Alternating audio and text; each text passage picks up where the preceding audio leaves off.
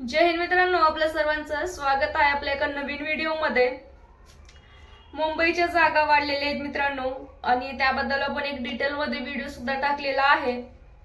आता मुंबईच्या जागा ज्या वाढलेल्या आहेत त्या जागा वाढल्यामुळे मेरिट वरती काय परिणाम होणार आहे, कट ऑफ किती पर्यंत जाऊ शकतो, आपण या व्हिडिओमध्ये डिटेलमध्ये पाहणार आहे। तर बघा, ज्या जागा वाढलेल्या आहेत ह्या निम्म्या जागा वाढलेल्या आहेत। आता अगोदरच्या जागा तुम्हाला माहितीच आहे, 2459 जागा होत्या, आता 1062 इतक्या जागा वाढलेल्या आहेत।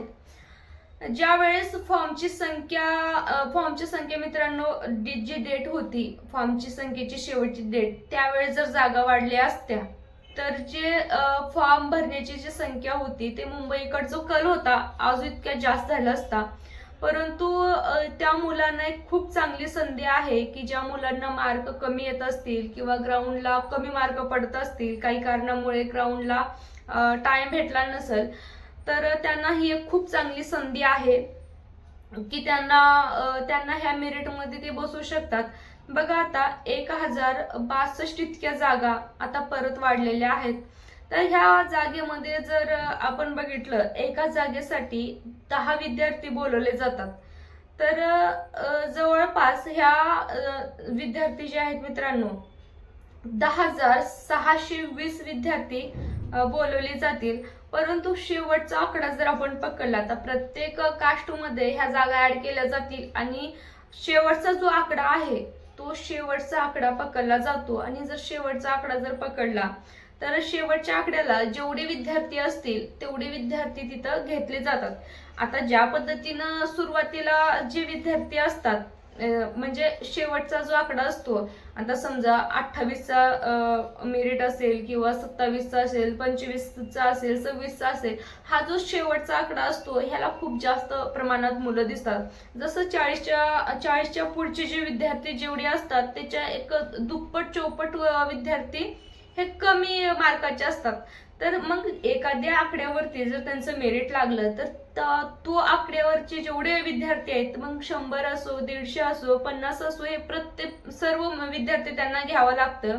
तर असे बघा, 12 ते 13,000 विद्यार्थी दुसरे आता परीक्षेला ते बसणार। आता हे दुसरे कुठले, तर तुमच्या मधलेच विद्यार्थी आहेत, जे विद्यार्थी मुंबईसाठी फॉर्म भरलेले आहेत, जे विद्यार्थी 2459 जागेसाठी कॉम्पिटिशन करत आहेत, त्यामधलेच विद्यार्थी आता एक्झाम साठी बसणार आहेत। आता हे विद्यार्थी, ज्या विद्यार्थ्यांना कमी मार्क येत असतील, ज्यांना ग्राउंडला कमी मार्क असतील, तर त्यांना सुद्धा हा एक खूप चांगला चान्स भेटणार आहे। आता जास्त विद्यार्थी बसल्यामुळे मेरिट हाय जाईल का कमी जाईल, आता जागा वाढल्यामुळे तर मेरिट 100% कमी जाणार आहे। आता बघा, जे तुम्हाला एक चान्स भेटलेला आहे तिथे की तुम्हाला कमी जर मार्क येत असतील तर तुम्ही तिथं जागेला तुम्ही त्या क्वालिफाय होणार आहे, जेणेकरून तुम्ही लेखीसाठी बसू शकता।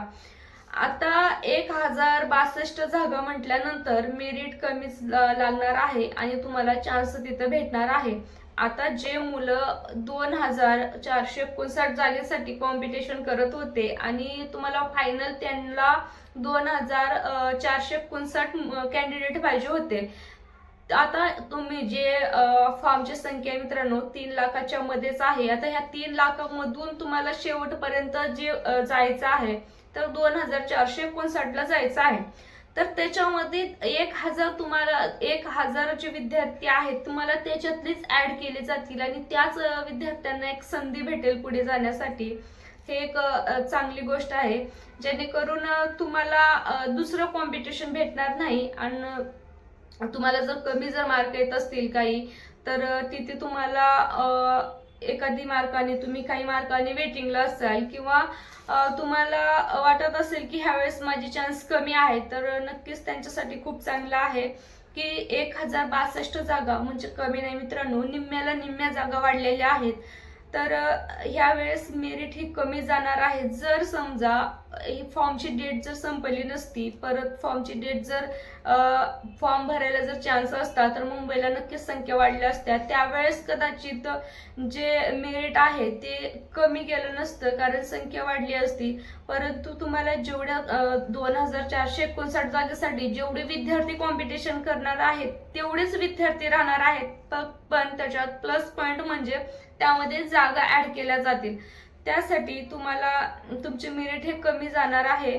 त्यामुळे तुम्हाला तयारी तुमची चांगली ठेवा. ज्यांना एक कमी मार्क किंवा एक काही मार्कांनी मागे पुढे होत असतं तर त्यांना एक खूप चांगले चान्सेस आहे. ज्यांचं ग्राउंड लेखी चांगले आहे ते 101% त्यांचं सिलेक्शन होणारच आहे. पण जे मीडियम मध्ये होते किंवा त्यांना कमी चान्स वाटत होतं त्यांना सुद्धा ह्या भरतीला खूप चांगली संधी आहे. तर तुमच्यामधलेच बघा कोणी ना कोणी आता तुमच्यामध्ये ज्यांची कॅपॅसिटी आहे चांगली तर त्यामधले 1062 विद्यार्थ्याला एक चांगली संधी आहे आणि 1062 विद्यार्थी हे ते पोस्ट काढणार आहेत.